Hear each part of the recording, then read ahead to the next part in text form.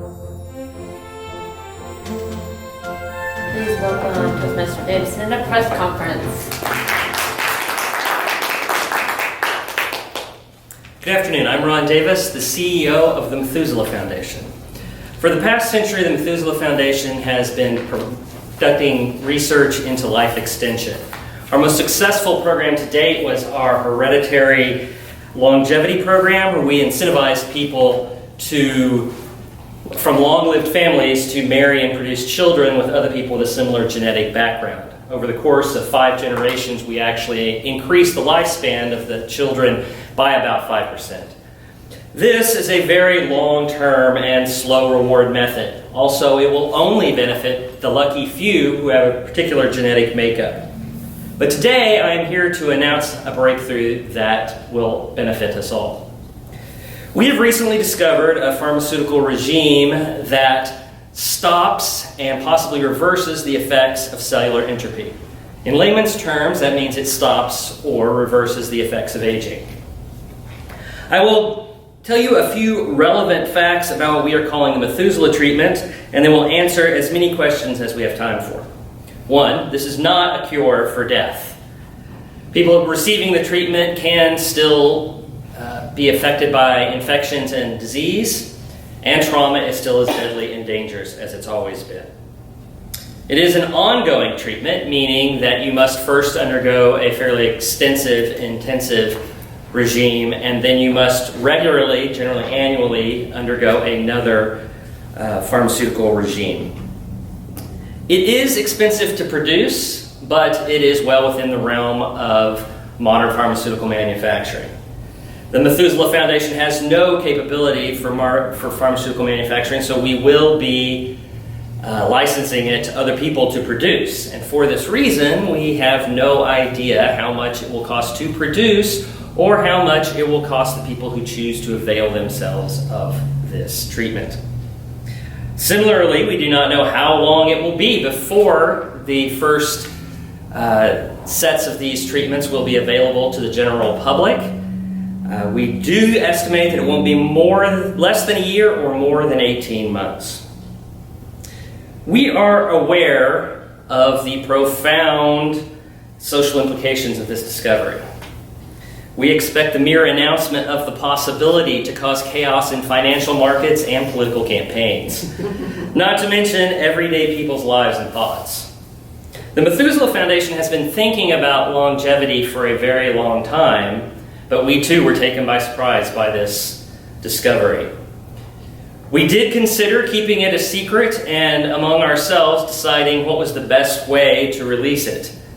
But we decided that ultimately that was not our choice to make. It was humanity's.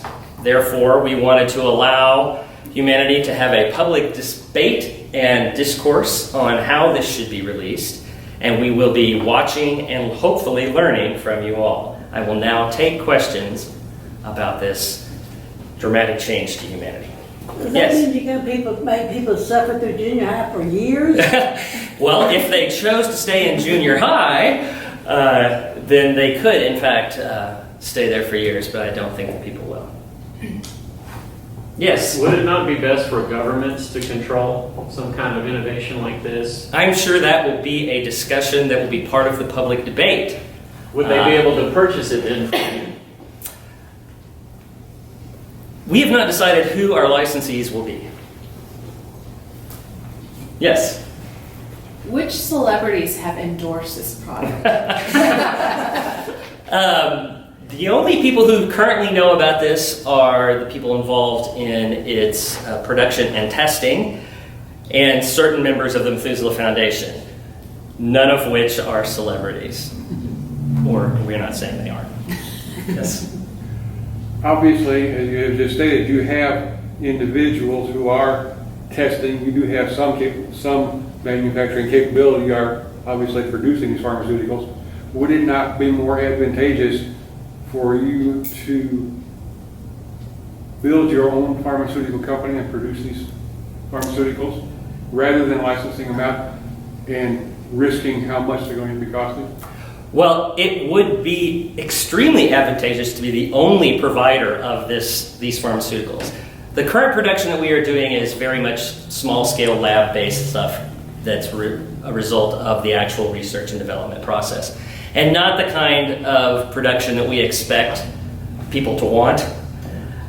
We could, of course, take investors instead of licensees and produce it ourselves, but we're not sure that's the best way to do it.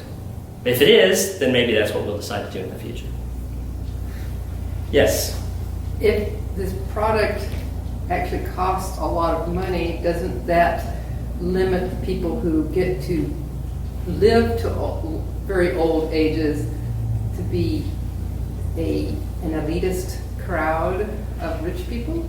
It is true that if it is expensive, and it is expensive in general, that would make it much easier for certain socioeconomic groups to obtain. That's without a doubt true. We hope that other methods will be found that can allow everybody in general to have equal access to it.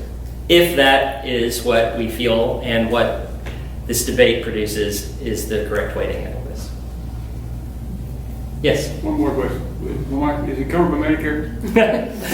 I think you will have to ask your Medicare provider whether or not that is true. Yes? Why would anyone want to live to be that old? I can guarantee you that there are people who want to live to be that old. And as you'll notice, I did say that avail themselves of it. You can choose to or not to, and because it is an ongoing treatment, you could decide after having lived for a longer period of time to stop taking the treatment and continue aging in a normal process. Yes. So, when did you say this campaign of yours is rolling out? As I said, it depends on how long it takes our licensees to begin manufacture of it and to actually produce it, and how long that production process takes, which we don't know. We are estimating that it will take at least a year to kind of take something from a lab to production. We don't expect that to take a whole lot longer than a year, but we don't really know. Are Yes. these treatments going to be painful? Yes, and I'm afraid that's all the time that we have. Thank you.